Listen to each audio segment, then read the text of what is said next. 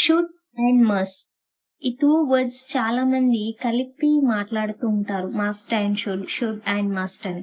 But అలా ఎప్పుడు మాట్లాడకూడదు, ఎందుకంటే ఈ రెండింటి మీనింగ్ కంప్లీట్ గా డిఫరెంట్. ఫర్ ఎగ్జాంపుల్ షుడ్ అంటే నువ్వు, ఫర్ ఎగ్జాంపుల్ మనం ఎవరికైనా ఏదైనా పని చెప్పాము, అది నువ్వు చేయాలి అని చెప్తున్నాము. అది చేయడం చేయకపోవడం వాళ్ళ ఇష్టం, అది జస్ట్ మనం చెప్పడం మన బాధ్యత అంతే. అలాంటప్పుడు షుడ్ యూజ్ చేస్తాము. మస్ట్ అనేది ఎప్పుడు యూజ్ చేస్తామంటే మనం ఒక పని చెప్పాము, అది కంపల్సరీ చేయాలి అనాల్సి వచ్చినప్పుడు మస్ట్ యూజ్ చేస్తాము. ఇంకా ఈజీగా అర్థం అవ్వాలంటే ఒక ఎగ్జాంపుల్ చూద్దాం. You watch XYZ movie, it's fun. XYZ అనే మూవీ చాలా బాగుంది, నువ్వు చూడు అని చెప్తున్నావు.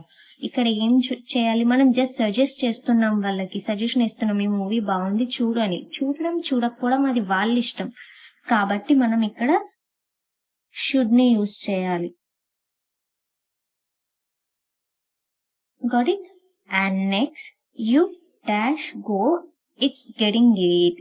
నువ్వు వెళ్ళు, చాలా లేట్ అవుతుంది అని చెప్తున్నాం మనం తనకి.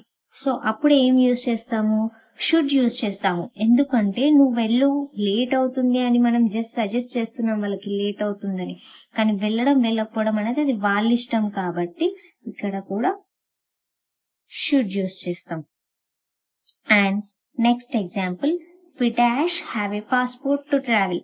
వి have a passport to travel. మనకి ట్రావెల్ చేయడానికి పాస్పోర్ట్ అనేది కావాలి. మనకు పాస్పోర్ట్ లేకపోతే మనం అసలు ట్రావెల్ చేయలేము కదా. సో పాస్పోర్ట్ అనేది మ్యాండేటరీ ఇక్కడ. సో అందుకే ఇక్కడ మస్ట్ యూజ్ చేయాలి, ఎందుకంటే అది కంపల్సరీ కావాలి కాబట్టి. We must have a passport to travel.